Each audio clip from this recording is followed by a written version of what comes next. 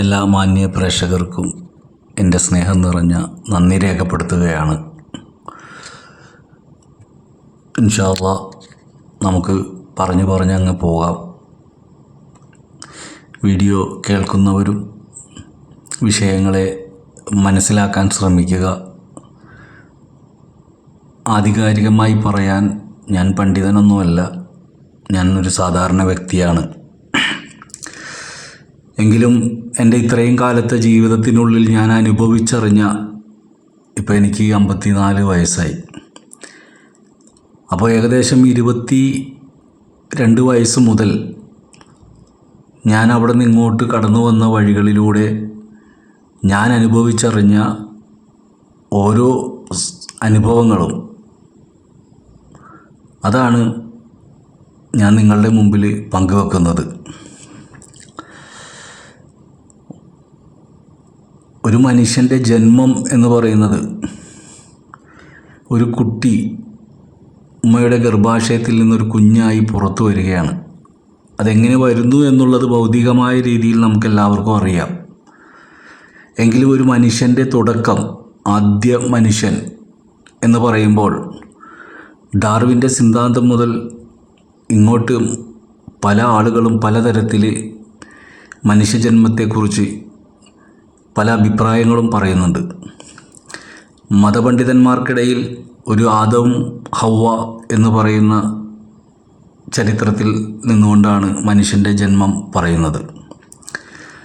അപ്പം അത്തരം വിഷയങ്ങളൊക്കെ ഓരോ ആളുകൾക്കും പലതരം അഭിപ്രായങ്ങളാണെങ്കിലും നമുക്കതിൽ നിന്നെല്ലാം മാറി ഒന്ന് സഞ്ചരിക്കാം. എന്തായാലും ഒരു മനുഷ്യൻ ജനിക്കുന്നുണ്ട്. ഏത് അവസ്ഥയിൽ നിന്നുണ്ടായോ എന്നുള്ളതിനേക്കാൾ അപ്പുറത്ത് ഉണ്ടായതിന് ശേഷം ഇനിയുള്ള കാലം എങ്ങനെ പോകണം എന്നുള്ള വിഷയത്തിനെ ആസ്പദമാക്കിയാണ് നമ്മൾ ഓരോ വിഷയത്തെയും അറിയേണ്ടത്. കഴിഞ്ഞുപോയ കാര്യങ്ങൾ നമ്മൾ ചകഞ്ഞെടുത്ത് പരിശോധന നടത്തിയാൽ നമുക്കതെല്ലാം സംശയങ്ങളായേ കിടക്കുകയുള്ളൂ.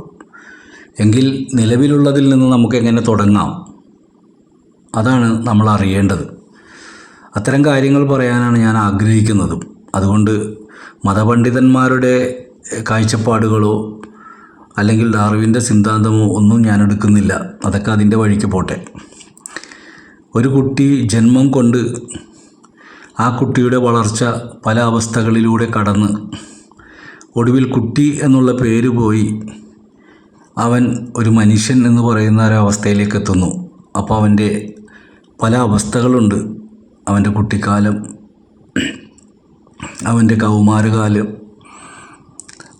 അവൻ്റെ യുവത്വം, അവൻ്റെ വാർദ്ധക്യം വരെ അങ്ങനെ കടന്ന് വരികയാണ്. അപ്പോൾ അങ്ങനെ പോയി അവസാനിക്കുന്ന ഒരു ജന്മമാണ് മനുഷ്യൻ എന്ന് പറയുന്നത്. ഈ പ്രപഞ്ചത്തിൽ സൃഷ്ടിക്കപ്പെട്ടിട്ടുള്ള സർവ്വചരാചരങ്ങൾക്കും അവസാനമുണ്ട്, പല രീതിയിലാണെന്ന് മാത്രം. ജീവനുള്ള എല്ലാ മൃഗങ്ങളും അതുപോലെ തന്നെ ഇഴജന്തുക്കളും മറ്റിതര വസ്തുക്കളുമെല്ലാം മനുഷ്യനെ പോലെ തന്നെ ജീവൻ നഷ്ടപ്പെട്ട് ഈ ഭൂമിയിൽ മറയുകയാണ്. അതുപോലെ തന്നെ പ്രകൃതിയിൽ മുളച്ചു നിൽക്കുന്ന വൃക്ഷങ്ങൾ മറ്റിതര ആവശ്യങ്ങളുമായി ബന്ധപ്പെട്ടുകൊണ്ട് അത് പലതരത്തിൽ കീറിമുറിക്കപ്പെടുന്നുണ്ട്. ഒരിക്കൽ ഞാനൊരു തടിമില്ലിൻ്റെ മുമ്പിൽ വണ്ടി യാത്ര ചെയ്ത് വരുന്ന സമയത്ത് ഒരു ചായ കുടിക്കാൻ വേണ്ടി വണ്ടി നിർത്തി. ആ വണ്ടി നിർത്തിയതിൻ്റെ തൊട്ടടുത്ത് ഒരു തടിമില്ലാണ്. അപ്പോൾ ഞാൻ ചായ കുടിച്ചുകൊണ്ടിരിക്കുന്നതിൻ്റെ ഇടയിൽ, അന്ന് ഞായറാഴ്ച ദിവസമായതുകൊണ്ടിട്ട് തടിമില്ലിൽ ആരും ഉണ്ടായിരുന്നില്ല. അപ്പോൾ ഞാൻ ആ തടിമില്ലിലേക്ക് എൻ്റെ ശ്രദ്ധ പോയി. പലതരത്തിലുള്ള പല സൈസിലുള്ള പല മരങ്ങൾ അവിടെ കൂട്ടിയിട്ടിരിക്കുന്നത് കാണാം. ഒന്നിനും തൊലിയില്ല, എല്ലാം തൊലി കളഞ്ഞ് തടിയായിട്ട് മാത്രം കിടക്കുകയാണ്. ഏതൊക്കെയോ വനാന്തരങ്ങളിൽ ഉറച്ച ശരീരം പോലെ നിന്ന ധാരാളം ചില്ലകളും ഇലകളും കായ്ഫലങ്ങളുമൊക്കെയായിട്ട് നിന്ന ആ തടികളാണ് ഇപ്പോൾ ഈ തടിമില്ലിൽ കിടക്കുന്നത്. ഓരോ തടികളും അവിടെ വെയിറ്റ് ചെയ്യുന്നത് കീറി മുറിക്കപ്പെടാൻ വേണ്ടിയിട്ടാണ്. ഞാനപ്പോൾ പണ്ഡിതന്മാർ പറഞ്ഞ സ്വർഗത്തെക്കുറിച്ചും നരകത്തെക്കുറിച്ചൊക്കെ ഒന്ന് ചിന്തിച്ചു പോയി. എല്ലാ മനുഷ്യരും ഒടുവിൽ മരണപ്പെടുകയും അവസാനം റബ്ബിൻ്റെ കോടതിയിൽ വിചാരണയ്ക്ക് വിധേയമാവുകയും നന്മ ചെയ്തവനെ സ്വർഗത്തിലേക്കും തിന്മ ചെയ്തവനെ നരകത്തിലേക്കും തള്ളുമെന്നുള്ള ഒരറിവ് ഇസ്ലാം മതവിശ്വാസികളായ പലർക്കും ഉണ്ട്. അപ്പോൾ അത് വെച്ചുകൊണ്ട് ഞാൻ ഈ തടിമില്ലിലേക്ക് നോക്കിയപ്പോൾ എല്ലാ വൃക്ഷങ്ങളും ഇവിടെ അവരുടെ ആ ഒരു കാലം മനോഹരമായി നല്ലൊരു കാട്ടിൽ വളരെ വളരെയധികം ആരോഗ്യത്തോടുകൂടി നിന്ന തടികളൊക്കെ കിടക്കുകയാണ്, ഇന്ന് മുറിക്കപ്പെട്ട് ഇവിടെ കിടക്കുകയാണ്. ഇതൊരു മഹിഷറയാണ്. ചോദ്യം ചെയ്യാൻ വേണ്ടി ഇവരെല്ലാവരും ചോദ്യം ചെയ്യാൻ വേണ്ടി വിധിക്കപ്പെട്ട് കിടക്കുകയാണ് തടികളെല്ലാം. അപ്പോൾ ഈ തടികളെല്ലാം അവളിൽ അറക്കുന്ന ആ വാളിലേക്ക് കടന്നു ചെല്ലുകയും അത് പല സൈസുകളാക്കി കീറി മുറിക്കുകയും അതിൽ നിന്ന് വിറകിലേക്ക് പോകുന്നതും ഉരുപ്പിടികളായി മാറുന്നതുമായിട്ട് നമുക്ക് കാണാൻ പറ്റും. അങ്ങനെ നമ്മൾ ഓരോ വസ്തുക്കളിലേക്കും നോക്കിക്കഴിഞ്ഞാൽ എല്ലാ വസ്തുക്കളും ഇതുപോലെ രണ്ട് അവസ്ഥകളിലേക്ക് മാറിപ്പോകുന്നത് നമുക്ക് കണ്ടറിയാൻ പറ്റും. അപ്പോൾ ഒരു കുട്ടി ജന്മം കൊണ്ട് കഴിഞ്ഞാൽ ആ കുട്ടിയെ സംബന്ധിച്ചിടത്തോളം ആ കുട്ടിക്ക് ആവശ്യമായതെല്ലാം കൊടുക്കുന്നതിൽ മാതാവിനോ പിതാവിനോ യാതൊരു പിശുക്കുമില്ല. കാരണം അവരെ സംബന്ധിച്ചിടത്തോളം അവർക്ക് ആദ്യമായി കിട്ടിയ ഒരു കുഞ്ഞാണ്.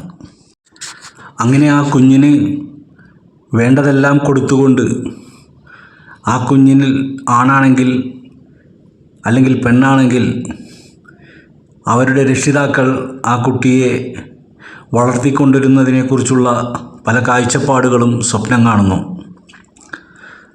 ഓരോ സ്വപ്നങ്ങളും ഓരോ ദിവസവും അവർ നെയ്തുകൊണ്ടേയിരിക്കും. ആദ്യം കുഞ്ഞിനോടുള്ള പ്രിയം, ഉമ്മ ആ കുഞ്ഞിന് മുലപ്പാലൂട്ടുകയും അതിനെ വേണ്ട രീതിയിലെല്ലാം പ്രൊട്ടക്റ്റ് ചെയ്യുന്നു. അങ്ങനെ അതിന് വേണ്ടിയിട്ടുള്ള നല്ല തൊട്ടിലുകൾ, ബെഡ്, അങ്ങനെ കുട്ടി കടന്ന് വന്ന് അതിന് ഏകദേശം 40 കുളി എന്നൊക്കെ പറഞ്ഞുകൊണ്ടുള്ള കുറേ വിശേഷങ്ങളൊക്കെ ഉണ്ട്. ഈ സമയത്ത് പലരും കുട്ടിയെ കാണാൻ വരുന്നു. അവരൊക്കെ സ്വർണ്ണ മോതിരങ്ങൾ കൊണ്ടുവരുന്നു, വളകൾ കൊണ്ടുവരുന്നു, അരഞ്ഞാണം കൊണ്ടുവരുന്നു. അങ്ങനെ സ്വർണ്ണം കൊണ്ടിട്ടുള്ള ഒരു അഭിഷേകം തന്നെയാണ് ആ കുട്ടിക്ക് നൽകപ്പെടുന്നത്. ഓരോരുത്തരുടെയും സമ്മാനങ്ങളാണ്. എങ്കിൽ ആ കുഞ്ഞ് ആ മോതിരം ഇട്ടുകൊണ്ട് നടക്കാനോ അല്ലെങ്കിൽ അതെന്താണെന്ന് പോലും അറിയാത്ത ഒരു പ്രായത്തിലാണ് അതിനിതെല്ലാം കിട്ടുന്നത്. അങ്ങനെ ആ വീട്ടുകാർക്ക് കിട്ടിയ ഒരു നിധി പോലെ അവരത് സൂക്ഷിച്ചു വെക്കുകയും അവരുടേതായ ആവശ്യങ്ങൾക്ക് വേണ്ടി അത് ചിലപ്പോൾ വിൽക്കുകയോ മറ്റിതര കാര്യങ്ങൾക്ക് വേണ്ടി ഉപയോഗിക്കുകയൊക്കെ ചെയ്യും. അപ്പോൾ ആ കുട്ടിക്ക് സ്വർണം കിട്ടിയത് ആ കുട്ടി കാണുന്നില്ല. പിന്നീടും ആ കുട്ടിയുടെ വളർച്ച മുന്നോട്ട് കടന്നു പോകുമ്പോൾ അത് മൂത്രമൊഴിക്കുന്നു. അപ്പോൾ മൂത്രമൊഴിക്കുന്ന സമയത്ത് ആ കുട്ടിക്ക് അതിൻ്റെ ഉടുപ്പ് മാറ്റിക്കൊടുക്കുന്നതിന് യാതൊരു പരാതിയുമില്ല. എത്ര തവണ മൂത്രമൊഴിച്ചാലും ഒരു വിഷമമോ സങ്കടമോ ഒന്നും തോന്നുന്നില്ല. കുട്ടി കരഞ്ഞാൽ, രാത്രിയിലോ പകലോ കരഞ്ഞാൽ അതിനെ ആശ്വസിപ്പിക്കാനുള്ള തന്ത്രപ്പാടുകൾ. ഒന്ന് ചെറുതായി കരഞ്ഞു കഴിഞ്ഞാൽ പിന്നെ സംശയമാണ്, കുട്ടിക്ക് എന്തെങ്കിലും അസുഖമുണ്ടോ, എന്തെങ്കിലും തകരാറുണ്ടോ. എങ്കിൽ പ്രസവിച്ച സമയത്ത് ആ കുട്ടി കരഞ്ഞു വന്നത്, പ്രസവിച്ച് വീണ കുട്ടി കരഞ്ഞുകൊണ്ടാണ് വന്നത്. ബാക്കിയുള്ള കരച്ചിലിനെല്ലാം നമ്മൾ ഉത്തരം അന്വേഷിക്കുമ്പോൾ ആദ്യമായി കരഞ്ഞത് എന്തിനാണെന്ന് നമ്മളാരും അന്വേഷിക്കാറില്ല.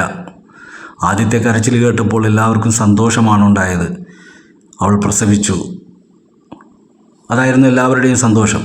പക്ഷെ ആ കുട്ടിയെ കയ്യിൽ കിട്ടിയതിന് ശേഷം പിന്നീടുള്ള കരച്ചിലൊക്കെ അസ്വസ്ഥത ഉണ്ടാക്കുകയാണ്. കാരണം കുട്ടിക്ക് എന്തെങ്കിലും തകരാറുണ്ടോ എന്നുള്ള പരിശോധനകളായി.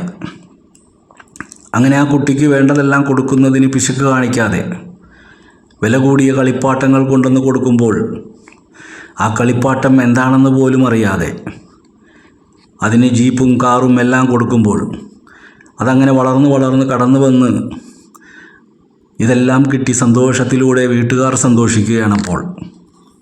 ആ കുട്ടി ഒരു കൗതുകത്തോടെ ഇതെല്ലാം നോക്കിക്കാണുന്നു.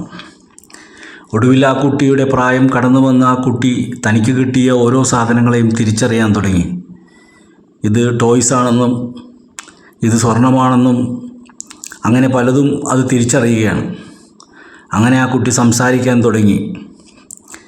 അങ്ങനെ സംസാരിക്കാൻ തുടങ്ങിക്കഴിഞ്ഞപ്പോൾ നമ്മളെല്ലാവരും ഒന്ന് ചിന്തിച്ചു നോക്കിയാൽ മനസ്സിലാക്കാൻ പറ്റും, പിന്നീട് ആ കുട്ടിക്ക് പയ്യെ പയ്യെ എല്ലാം നിഷേധിക്കപ്പെടുകയാണ്.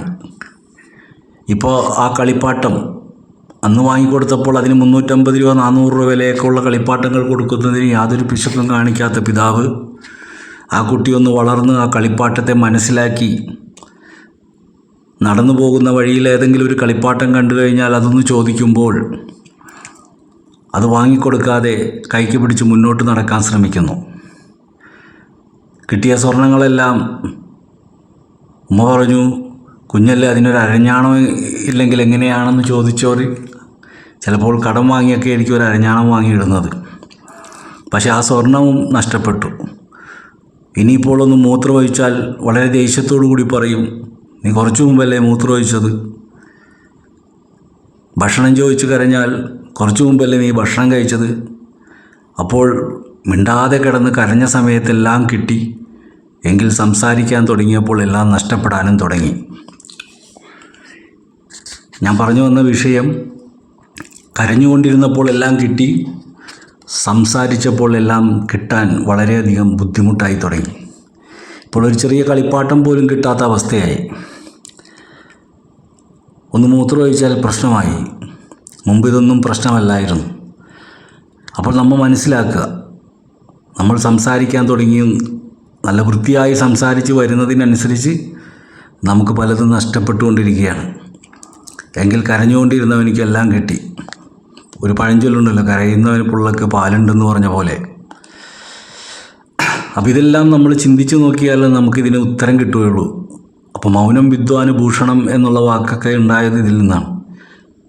കാരണം മൗനിക്ക് എല്ലാം കിട്ടും. കാരണം ഒരു മനുഷ്യൻ, ഒരു കുഞ്ഞ് ഭൂമിയിലേക്ക് ജനിച്ചു വന്നാൽ ആ കുഞ്ഞ് മുന്നോട്ട് കടന്നു പോകുന്ന വഴി അതിന് വേണ്ടതെല്ലാം കിട്ടുന്നത് ഒന്നും മിണ്ടാതിരുന്നപ്പോഴാണ്. മിണ്ടിയപ്പോൾ എല്ലാം നഷ്ടപ്പെടാൻ തുടങ്ങി.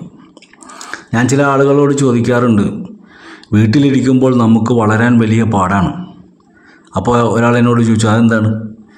അല്ല, വളരെയധികം പാടുള്ള കാര്യമാണ്. പലരുടെയും നിർദ്ദേശങ്ങളോ അഭിപ്രായങ്ങളോ അനുസരിച്ചുകൊണ്ട് തന്നെ മുന്നോട്ട് പോകേണ്ടി വരും. നമുക്കൊരു ഇഷ്ടമുണ്ടെങ്കിൽ ചിലപ്പോൾ അവർക്ക് ഇഷ്ടമല്ലായിരിക്കും. അപ്പോൾ അവരുടെയൊക്കെ ഇഷ്ടത്തിന് വേണ്ടിയിട്ട് നമ്മുടെ ജീവിതം നമ്മൾ സമർപ്പിക്കേണ്ട സാഹചര്യങ്ങളുണ്ടാകുന്നു. അങ്ങനെയാണ് ധാരാളം വിവാഹങ്ങളൊക്കെ നടന്നിട്ടുണ്ടെങ്കിലും പല വിവാഹങ്ങളും പൊരുത്തമില്ലാതെ പോകുന്നതിൻ്റെയൊക്കെ കാരണങ്ങൾ പലതാണ്. എങ്കിലും അതിൽ ഭൂരിഭാഗം നോക്കുമ്പോൾ കുടുംബക്കാർ കണ്ടെത്തി വിവാഹം കഴിച്ചവരിൽ തന്നെയായിരിക്കും ഭൂരിഭാഗം പ്രശ്നങ്ങൾ കിടക്കുന്നത്. ജീവിതം ആ വ്യക്തിയുടേതാണ്. അവനെങ്ങനെ ജീവിക്കണം എന്നുള്ള ഒരു അഭിപ്രായ സ്വാതന്ത്ര്യം അവനിക്ക് കൊടുക്കുകയും അതിലെന്തെങ്കിലും ഒരു പിഴവുണ്ടെങ്കിൽ അത് തിരുത്തി കൊടുക്കാൻ ശ്രമിക്കുകയും ചെയ്യുന്നതാണ് ഏറ്റവും ഉത്തമമായ കാര്യം. മറിച്ച് ഞാൻ വളർത്തിയ പിള്ളയാണ്, ഞാൻ കഷ്ടപ്പെട്ടുണ്ടാക്കിയതാണ്, എൻ്റെ ഇഷ്ടങ്ങൾക്കനുസരിച്ച് അവൻ പോകാൻ പാടുള്ളൂ എന്നുള്ള കഠിനമായ അടിമത്തം മാറ്റിയിട്ട് അവർക്ക് വേണ്ട സ്വാതന്ത്ര്യം, അവർ നല്ല വഴിയിലാണ് പോകുന്നതെന്നുള്ളൊരു അന്വേഷണം നമുക്കുണ്ടാകണം. അവർ സഞ്ചരിച്ചോട്ടെ, പക്ഷെ നമ്മളുടെ ഒരു ശ്രദ്ധ അവരിലുണ്ടാകണം. പക്ഷെ ഇന്ന് പല രക്ഷിതാക്കൾക്കും മക്കളുടെ മേലിൽ ശ്രദ്ധയില്ല. മക്കളെ വെറുതെ വളർത്തി വലുതാക്കുകയാണ്. അതുകൊണ്ട് പല കുട്ടികളെയും നമുക്കിന്ന് രാത്രി, പണ്ടൊക്കെ നമുക്കൊന്ന് ഒരു 8 മണിയോ അല്ലെങ്കിൽ 6 മണിയോ കഴിഞ്ഞാൽ വീട്ടിൽ നിന്ന് പുറത്തിറങ്ങി രക്ഷിതാക്കളുടെ വലിയ അനുവാദമൊക്കെ വേണം. പക്ഷെ ഇന്ന് നമ്മൾ റോട്ടിലേക്ക് ചെല്ലുമ്പോൾ രാത്രി 1 മണിക്കും 2 മണിക്കും ഒക്കെ ആണും പെണ്ണും ഒക്കെ റോട്ടിൽ സഞ്ചരിക്കുന്ന കാഴ്ചയാണ് കാണുന്നത്. സ്വാതന്ത്ര്യം എല്ലാവർക്കും അമിതമായി കിട്ടിക്കഴിഞ്ഞു. അവർ ചെയ്തു കൂട്ടുന്ന പ്രവൃത്തി അന്വേഷിക്കാൻ ആരുമില്ല. അവർക്ക് വേണ്ട ചെലവിനുള്ള കാശ് അയച്ചു കൊടുക്കുന്ന തന്ത്രപ്പാടിലാണ് അവർ. ഓരോരുത്തർക്കും അവരവരുടേതായ ഇഷ്ടങ്ങൾക്ക് കാലം മാറി വന്നു എന്നുള്ളതാണ് ഏറ്റവും വലിയ സത്യം. പല കാഴ്ചകളും നമ്മൾ കാണുന്നുണ്ട്. അപ്പോൾ ഞാൻ പറഞ്ഞു വന്നതിൻ്റെ പൊരുൾ എന്താണെന്ന് ചോദിച്ചു കഴിഞ്ഞാൽ, ഭൗതികമായ രീതിയിൽ എല്ലാ വിഷയത്തെയും നമ്മൾ പരിശോധന നടത്തി കഴിഞ്ഞാൽ നമുക്ക് പല തെറ്റുകളും കുറ്റങ്ങളും ഒക്കെ കണ്ടെത്താൻ നമുക്ക് കഴിയും. പക്ഷെ ആത്മീയമായ ഒരു മേഖലയിലേക്ക് കടന്നു വരുമ്പോൾ അവൻ പഠിക്കുന്നത്, അവൻ്റെ ഗുരുക്കന്മാരിൽ നിന്ന് നാം പഠിക്കുന്നത് ജീവിതത്തെക്കുറിച്ചല്ല, മറിച്ച് മരണത്തെക്കുറിച്ചാണ്. ഞാൻ എൻ്റെ ഷെയ്ഖന്മാരുടെ അരികിലിരിക്കുമ്പോൾ ഏറ്റവും അധികം അവർ സംസാരിക്കുന്നത് മരണത്തെക്കുറിച്ചായിരുന്നു. എങ്കിൽ നമ്മൾ മറ്റ് സുഹൃത്തുക്കളോടൊപ്പമോ അല്ലെങ്കിൽ മറ്റിതര ആളുകളുടെ കൂടെയൊക്കെ നമ്മൾ പോകുമ്പോൾ നമ്മൾ പഠിക്കുന്നത് എന്താണ്? നമ്മുടെ ആഗ്രഹങ്ങൾ, കൊതികൾ, സ്വപ്നങ്ങൾ, അതുപോലെ തന്നെ പലതിനോടുള്ള അതിയായ ആഗ്രഹങ്ങളൊക്കെ നമുക്കുണ്ടാകുന്നത് ഭൗതികമായ ബന്ധങ്ങൾ കൊണ്ടാണ്. അപ്പോൾ അത്തരം ആഗ്രഹങ്ങളുടെ പുറകെ ഓടി നടക്കുമ്പോൾ നമുക്ക് പല വിഷമങ്ങളും അനുഭവിക്കേണ്ട സാഹചര്യം ഉണ്ടാവുകയാണ്. ഒരിക്കൽ ഞാൻ കാർ ഓടിച്ചിങ്ങനെ പോകുന്ന വഴി ഒരു ജംഗ്ഷനിൽ വെച്ച് ഫോൺ വന്നപ്പോൾ ഞാൻ വണ്ടി സൈഡിലേക്ക് ഒതുക്കി നിർത്തി ഫോണിൽ സംസാരിച്ചു കൊണ്ടിരിക്കുമ്പോൾ ഒരു 3-4 കുട്ടികൾ വട്ടം കൂടി നിൽപ്പുണ്ട്. അവരൊക്കെ ബൈക്കിലിരുന്നു കൊണ്ട് ഇങ്ങനെ സംസാരിക്കുകയാണ്. അപ്പോൾ അവിടെ വേറൊരു കുട്ടി ഒരു മൊബൈൽ ഫോൺ എടുത്ത് കാണിക്കുന്നുണ്ട്. എല്ലാവരും ഭയങ്കര ആകാംക്ഷയിൽ അവൻ്റെ ഫോൺ വാങ്ങി തിരിച്ചും മറിച്ചുമൊക്കെ നോക്കുന്നുണ്ട്. അപ്പോൾ അവർ തമ്മിലുള്ള ചർച്ചകളൊക്കെ ഞാനിങ്ങനെ മനസ്സിലാക്കിയെടുത്തപ്പോൾ ഇവരുടെ കയ്യിലിരിക്കുന്നതിനേക്കാളും വില കൂടിയ ഒരു ഫോണാണ് അവൻ്റെ കയ്യിലുള്ളതെന്ന് മനസ്സിലാക്കാൻ കഴിഞ്ഞു. ഇനിയിപ്പോൾ സംഭവിക്കുന്നത്, ഈ കുട്ടികളിൽ ആ ഒരു ചിന്ത മനസ്സിൽ കയറുന്ന അതുപോലൊരു ഫോൺ തനിക്കും വേണമെന്ന്. ഇന്ന് നമ്മൾ നോക്കുമ്പോൾ ഏറ്റവും നല്ല ബിസിനസ് മൊബൈൽ ഫോണാണ്. മൊബൈൽ ഫോണിലൊക്കെ കാരണം ഒന്ന് മാറിക്കഴിയുമ്പോൾ അടുത്തത് ഇറങ്ങുന്നു, അത് മാറിക്കഴിയുമ്പോൾ അടുത്തത് ഇറങ്ങുന്നു. സത്യത്തിൽ ഈ ഫോൺ സംസാരിക്കാനുള്ളതാണ്. ഇന്ന് ഫോണൊക്കെ ക്യാമറ, ഏറ്റവും നല്ല ക്യാമറയുള്ള, ക്വാളിറ്റിയുള്ള ക്യാമറയുള്ള ഫോൺ ഏതാണെന്ന് അന്വേഷിക്കുന്ന അവസ്ഥയിലായി. ഇന്ന് വീഡിയോഗ്രാഫും കൂടി ഫോണുമായി ബന്ധപ്പെട്ട് കിടക്കുകയാണ്. അപ്പോൾ സംസാരിക്കാൻ മാത്രമല്ല, അതിനപ്പുറത്തോട്ട് ഇൻ്റർനെറ്റ് എന്ന് പറയുന്നൊരു സംവിധാനം അതിലേക്ക് വന്നപ്പോൾ ലോകത്തുള്ള സർവ്വകാര്യങ്ങളും അറിയാനുള്ള സംവിധാനങ്ങൾ തന്നെ ഉണ്ടായി. അപ്പോൾ അതെല്ലാം നല്ലതാണ്. പക്ഷേ ആ നല്ലതിൽ ചീത്തയുമുണ്ട്. അപ്പോൾ അത് എങ്ങനെ ഉപയോഗിക്കണം എന്നുള്ളൊരറിവില്ലാത്തത് കൊണ്ടിട്ടാണ് എല്ലാത്തിലേക്കും കടന്നു പോകുന്നത്. അപ്പോൾ അത് വേണ്ട രൂപത്തിൽ അതിൻ്റെ ഒരു നിയന്ത്രണം രക്ഷിതാക്കളിലുണ്ടെങ്കിൽ ഒരു പരിധിവരെ സന്താനങ്ങളിൽ പ്രശ്നങ്ങൾ കാണില്ല. വളർന്നു വരുന്നതിനനുസരിച്ച് അവരുടെ ആവശ്യം എന്താണ് അത് നിറവേറ്റി കൊടുത്തുകൊണ്ട് മുന്നോട്ട് പോകണം. കാരണം അവരെ ആവശ്യമില്ലാത്ത മോഹങ്ങൾ കൊടുത്തത് നമ്മളാണ്. കാരണം അവരെല്ലാം കൊതിച്ച് വന്ന കാലത്ത് നമ്മളൊക്കെ നിഷേധിക്കുകയാണ് ചെയ്തത്. അപ്പോൾ അവരുടെ ഉള്ളിൽ അറിയാത്ത ഒരു ആഗ്രഹങ്ങളുണ്ടാവും, അതുപോലത്തെ ഒരു സാധനം വാങ്ങിക്കണം. ഇപ്പം എനിക്ക് പോലും ചെറുപ്പത്തിൽ ഈ പറഞ്ഞ ടോയ്സ് ഒന്നും കിട്ടിയിട്ടില്ല. മറ്റുള്ള കുട്ടികൾ കളിക്കുന്ന കാണുമ്പോൾ വല്ലാത്ത കൊതിയൊക്കെ തോന്നിയിട്ടുണ്ട്. ഒടുവിൽ ഞാൻ ഒരു കട തുടങ്ങി. എൻ്റെ ഏകദേശം 38 വയസ്സിൽ ഒരു കട തുടങ്ങി. ഒരു ഫാൻസി ഷോപ്പായിരുന്നു. അപ്പോൾ ഞാൻ ഏറ്റവും അധികം വാങ്ങിച്ചു കൊണ്ടുവന്ന് വെക്കുന്നത് കളിക്കുന്ന ടോയ്സ് ആയിരുന്നു. അപ്പോൾ പലപ്പോഴും എൻ്റെ ഭാര്യ ചോദിക്കും, ഇതെന്താണ് ടോയ്സ് വാങ്ങിക്കൊണ്ടുവന്നത്? അപ്പോഴാണ് ഞാനും ചിന്തിക്കുന്നത്, സത്യത്തിൽ നമുക്ക് കിട്ടാതെ പോയ സാധനങ്ങളൊക്കെ ഇപ്പോൾ വാങ്ങിക്കാനുള്ള സൗകര്യമായപ്പോൾ ആ ടോയ്സുകൾ കടയിൽ കൊണ്ടുവന്ന് വെച്ചിട്ട് നമ്മൾ തന്നെ അറിയാതെ ഒന്ന് കളിച്ചു പോകും. അത് നമുക്കൊരു കാലത്ത് കിട്ടാതെ പോയ കൊതിയാണ്. അതുപോലെ തന്നെ കുട്ടികളിലുള്ള മറ്റൊരു പ്രോബ്ലമാണ്, കുട്ടികൾ ഒരുവിധം വളർന്ന് തീരാകുമ്പോൾ സ്വന്തം വീട്ടിലേക്ക് എന്തെങ്കിലും വാങ്ങിക്കാൻ പറയുമ്പോൾ അവർ മടി കാണിക്കുമ്പോൾ, എടാ ഇത് നീ എടുത്തോ, നിനക്ക് വേണ്ടതെന്ന് വാങ്ങിച്ചോ, ആ സാധനം ഒന്ന് വാങ്ങിക്കൊണ്ടു. അപ്പോൾ സത്യത്തിൽ കൈക്കൂലി കൊടുത്തുകൊണ്ട് കുഞ്ഞ് തൻ്റെ കുടുംബത്തിലേക്കുള്ള സാധനം വാങ്ങിക്കാൻ വിധിക്കപ്പെട്ടവനാണ്. അപ്പോൾ എന്തെങ്കിലും നടത്തി കൊടുക്കാനായിട്ട് ഒന്ന് വാശി പിടിച്ചാൽ തനിക്ക് കാശ് കിട്ടുമെന്നുള്ള അറിവ് അവനിക്ക് ചെറുപ്പത്തിലേ കിട്ടുന്നു. അത്തരം ആളുകളായിരിക്കാം ഒരുപക്ഷെ ഇന്ന് കൈക്കൂലി വാങ്ങുന്ന ആൾക്കാരായി മാറിയിരിക്കുന്നത്. കാരണം അവനക്കൊരു കാര്യം നടത്തി കൊടുക്കണമെങ്കിൽ അവനിക്ക് എന്തെങ്കിലും കിട്ടണം എന്നുള്ള മൈൻഡ്. അപ്പോൾ സത്യത്തിൽ ചെറുപ്പകാലങ്ങളിലുള്ള ശീലം മറക്കുമോ മനുഷ്യനുള്ള കാലം എന്ന് പറഞ്ഞ പോലെ നമുക്ക് ചെറുപ്പത്തിൽ കിട്ടിയ നഷ്ടങ്ങളും ലാഭങ്ങളും സ്നേഹങ്ങളൊക്കെയാണ് ഓരോരുത്തരെ ഓരോ രീതിയിലാക്കിയിരിക്കുന്നത്. അപ്പോൾ അതെല്ലാം തിരിച്ചറിഞ്ഞുകൊണ്ട്, അതെല്ലാം മനസ്സിലാക്കിക്കൊണ്ട് ഇനി എങ്ങനെയാണ് ഇനിയുള്ള കാലഘട്ടത്തിൽ കുട്ടികൾക്ക് എന്ത് പാഠമാണ്, ഏതായാലും പറ്റാനുള്ളതൊക്കെ പറ്റി, ഇനി ഇവിടെ നിന്ന് അങ്ങോട്ട് നമുക്ക് എങ്ങനെ കുട്ടികളെ നേരെയാക്കാം. എനിക്കുമുണ്ട് കുട്ടികൾ. സത്യത്തിൽ ഞാൻ പലപ്പോഴും ദൈവത്തിന് സ്തുതി പറയണത് അത് ഓർത്തിട്ടാണ്. കാരണം നമ്മൾ അതിൽ ഒരു വലിയ നന്മയും പറയാൻ പാടില്ല, തിന്മയും പറയാൻ പാടില്ല. എന്തായാലും അവരെ കൊണ്ട് പ്രയാസങ്ങളൊന്നുമില്ല. അതുതന്നെയാണ് ഏറ്റവും വലിയ ഭാഗ്യം. അപ്പോൾ നമ്മൾ പുകഴ്ത്തി പറഞ്ഞു കഴിഞ്ഞാൽ ഒരുപക്ഷെ അവരിൽ നിന്ന് നെഗറ്റീവ് കേൾക്കേണ്ടി വരും. അപ്പോൾ പുകഴ്ത്താനുമില്ല താഴ്ത്താനുമില്ല, അവരങ്ങനെ പോട്ടെ. അപ്പോൾ ഞാൻ പറയുന്നത്, നമുക്ക് വീണ് കിട്ടിയ സൗഭാഗ്യത്തിനെ ഒരു കുട്ടി പ്രസവിച്ച് കയ്യിൽ കിട്ടുമ്പോൾ ആ കുട്ടിക്ക് വേണ്ടതെല്ലാം നമ്മൾ കൊടുക്കുന്നത് പോലെ ആ കുട്ടിയുടെ മുന്നോട്ടുള്ള ജീവിതത്തിലേക്ക് വേണ്ടതെല്ലാം കിട്ടും എന്നുള്ളത് മനസ്സിലാക്കുക. നമുക്കൊന്നേ ഉള്ളൂ, നിയന്ത്രണം. അവരേത് വഴിയിലാണ് പോകുന്നത്, ആരൊക്കെയായിട്ടാണ് സൗഹൃദം പുലർത്തുന്നത്, അവരുടെ സ്കൂളിൽ ഇടയ്ക്കൊന്ന് സന്ദർശിക്കുക. അങ്ങനെ ചെറുപ്പം മുതലേ തന്നെ ആ ഒരു അന്വേഷണം ഉണ്ടെങ്കിൽ കുട്ടികളിൽ എപ്പോഴും ആ ഒരു ചിന്തയുണ്ടാവും, നമ്മുടെ രക്ഷിതാക്കൾ നമ്മളുടെ പുറകെ ഉണ്ട്. മറിച്ച് വാപ്പ ഗൾഫിലാണ്, ഉമ്മ മറ്റേ ഇതിലാണ്, അതൊന്നും അറിയാൻ പോണില്ല എന്ന മൈൻഡിൽ വരുമ്പോഴാണ് പിള്ളേർ പല തെറ്റുകളിലേക്കും കടന്നു പോകുന്നത്.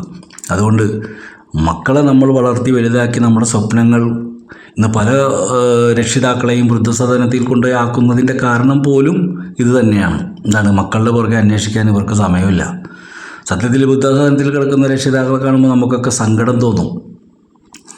പക്ഷേ അത് തോന്നിയിട്ടൊരു കാര്യമില്ല. അവർ ആ സമയത്ത് ചെയ്യേണ്ട കാര്യങ്ങൾ കൃത്യമായിട്ട് അവരുടെ നിയന്ത്രണത്തിലായിരുന്നല്ലോ ആദ്യം. ആ നിയന്ത്രണം കളയാതെ അവർ സൂക്ഷിക്കണമായിരുന്നു. പലപ്പോഴും വളർന്നു വരുമ്പോൾ കൈവിട്ടു പോവുകയാണ്. കൈവിട്ടു പോയി കഴിയുമ്പോൾ പിന്നെ അവർ തൻ്റെ കയ്യിലുള്ള സ്വത്തിനെക്കുറിച്ചും അതൊക്കെ എങ്ങനെയൊക്കെ കയ്യിലാക്കാൻ പറ്റുമെന്നുള്ള കാഴ്ചപ്പാടിലേക്കാണ് കടന്നു വരുന്നത്. വിവാഹ ജീവിതം കഴിഞ്ഞാൽ പിന്നെ ഭാര്യ പറയുന്നത് കേൾക്കുന്നവരായി.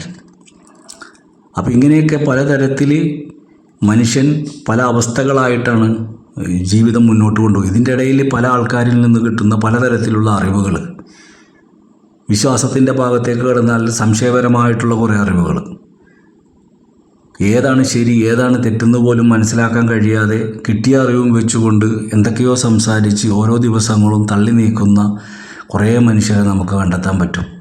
പക്ഷെ എല്ലാ മനുഷ്യരും ഏതെല്ലാം വഴിയിലൂടെ സഞ്ചരിച്ചാലും ഒരു കാര്യം ഉറപ്പാണ്, മരിക്കും. മരണമുണ്ട്.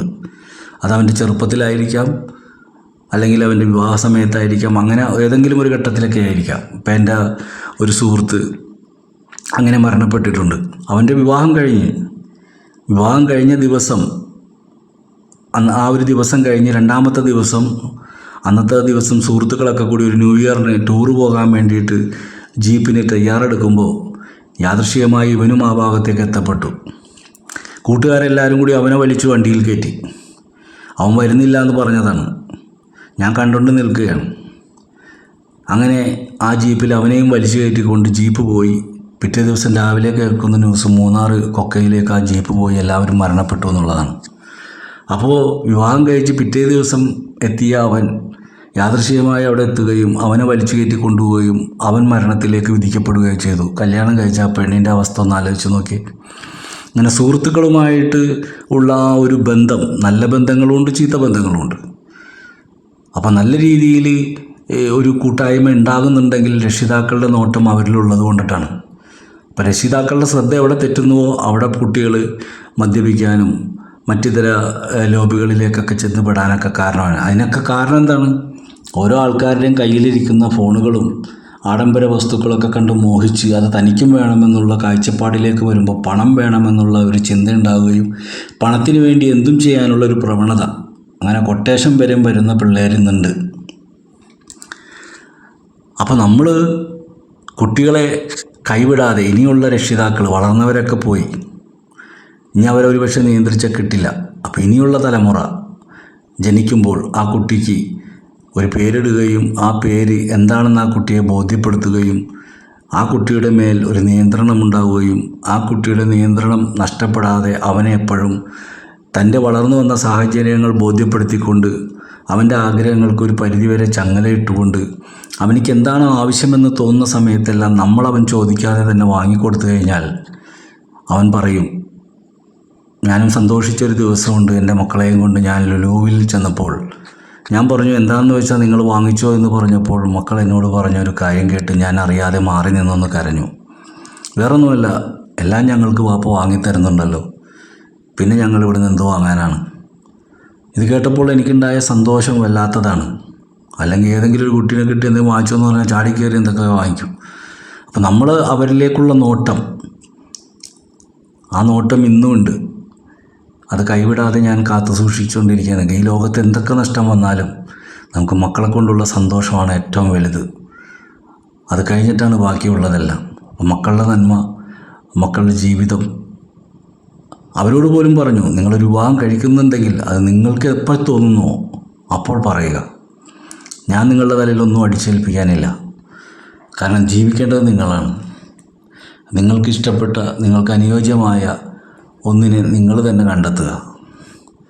അത് നല്ലതാണോ അല്ലയോ, അവർക്ക് സമ്മതമാണോ സമ്മതമല്ലയോ, അതൊക്കെ നമുക്ക് പിന്നീട് ചോദിച്ചറിഞ്ഞ് മനസ്സിലാക്കി പറ്റുന്നതാണെങ്കിൽ നമുക്കതിൻ്റെ വഴികൾ ആലോചിച്ച് ചെയ്ത് അപ്പോൾ അവർക്കും സന്തോഷമാണ്. അവർക്ക് അങ്ങനത്തെ ഒരു കാഴ്ചപ്പാട് തന്നെ വരുന്നില്ല. അവരോടും സൗഹൃദമായിട്ട് നിന്ന് കഴിഞ്ഞാൽ അവർ നമ്മൾ പറയുന്ന വഴി വിട്ട് പോകില്ല.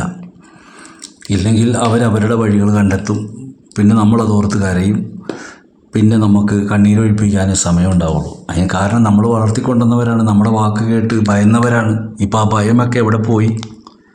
ഒരുപാട് കാര്യങ്ങൾ ഇതുമായി ബന്ധപ്പെട്ട് തന്നെ പറയാനുണ്ട്. കുറേ ദീനും കുറേ അറിവും കുറേ തർക്കങ്ങളും ബഹളങ്ങളും രാഷ്ട്രീയവും ഒന്നുമല്ല. നമ്മളെല്ലാവരും ജീവിക്കുന്നത് നമ്മുടെ മക്കൾക്ക് വേണ്ടിയിട്ടാണെങ്കിൽ ആ മക്കൾക്ക് നല്ലൊരു ജീവിതം ഉണ്ടാകണമെന്നുള്ള ബോധം രക്ഷിതാക്കളിൽ ഉണ്ടാകണം എന്നാണ് ഞാൻ പ്രത്യേകം പറയുന്നത്. അപ്പം അതുകൊണ്ട് ഇനി ജന്മമെടുക്കുന്ന ഓരോ കുഞ്ഞിൻ്റെയും രക്ഷിതാക്കൾ ആ കുട്ടികളെ ഈ ലോകം എന്താണെന്നും ഇവിടുത്തെ ജീവിതം എന്താണെന്നും തെറ്റെന്താണെന്നും ശരി എന്താണെന്നും എങ്ങനെ പോകണമെന്നും പോകുമ്പോൾ അവരുടെ പുറകെ നമ്മുടെ ഒരു കണ്ണുണ്ടാകൽ നിർബന്ധവുമാണ്. അങ്ങനെ ഉണ്ടെങ്കിൽ അവരൊരിക്കലും പിഴച്ചു പോകില്ല. അവർ നല്ല മക്കളായിട്ട് തന്നെ ജീവിക്കും. അപ്പോൾ അതിലേറ്റവും അധികം അവരെ ഓർമ്മപ്പെടുത്തേണ്ട ഒരു കാര്യം, നമ്മളൊക്കെ മരിക്കാനുള്ളതാണ്. നമ്മളെന്തൊക്കെ നേടിയാലും ഉപേക്ഷിക്കാനുള്ളതാണ്. നമ്മുടെ ജീവിതം എത്രത്തോളം ഉണ്ടാകുമെന്നറിയില്ല. ഏത് സമയത്തും അത് നഷ്ടപ്പെടാം. ഏത് സമയത്തും നഷ്ടപ്പെടുന്ന ഒന്നാണ് മനുഷ്യൻ്റെ ശരീരത്തിലെ ജീവൻ എന്ന് പറയുന്നത്. ബാക്കി എല്ലാ സാധനത്തിനും ഗ്യാരണ്ടി ഉണ്ട്, പക്ഷേ മനുഷ്യനൊരു ഗ്യാരണ്ടിയുമില്ല എന്ന് പ്രത്യേകം തിരിച്ചറിയണം. അതുകൊണ്ട് സൂഫിസത്തിൻ്റെ വിഷയങ്ങളൊക്കെ കടന്നു വരുമ്പോൾ നമ്മൾ ആദ്യം പഠിക്കേണ്ട കുറേ കാര്യങ്ങളുണ്ട്. കാരണം നമ്മുടെ ലൈഫ് ആദ്യം സെറ്റാകണം. ലൈഫ് നല്ല രീതിയിൽ, ഇപ്പോൾ ഈ പറയുന്ന ഞാൻ പോലും ഒരുപാട് പ്രയാസങ്ങൾ അനുഭവിച്ച് കടന്നു വന്ന ഒരാളാണ്. ആ പ്രയാസങ്ങളൊക്കെ അനുഭവിച്ച് കടന്നു വന്ന അനുഭവങ്ങൾ, അതുപോലെ തന്നെ നമ്മൾ സൂഫികളുമായിട്ടുള്ള ബന്ധത്തിലൂടെ അനുഭവിച്ചറിഞ്ഞ അറിവുകൾ. അതുകൊണ്ട് തെറ്റുകൾ നമ്മുടെ മുമ്പിൽ വരും, കൊതി തോന്നും, അതിലേക്ക് കാലെടുത്ത് വെക്കാനൊക്കെ തോന്നും. പക്ഷേ നമ്മൾ ആരോ പുറകിലോട്ട് പിടിച്ച് വലിക്കും. അപ്പോൾ അതുകൊണ്ട് നമ്മൾ മുന്നോട്ട് പോകുമ്പോൾ തെറ്റ് വരും. ഇൻഷാ അല്ലാഹ്.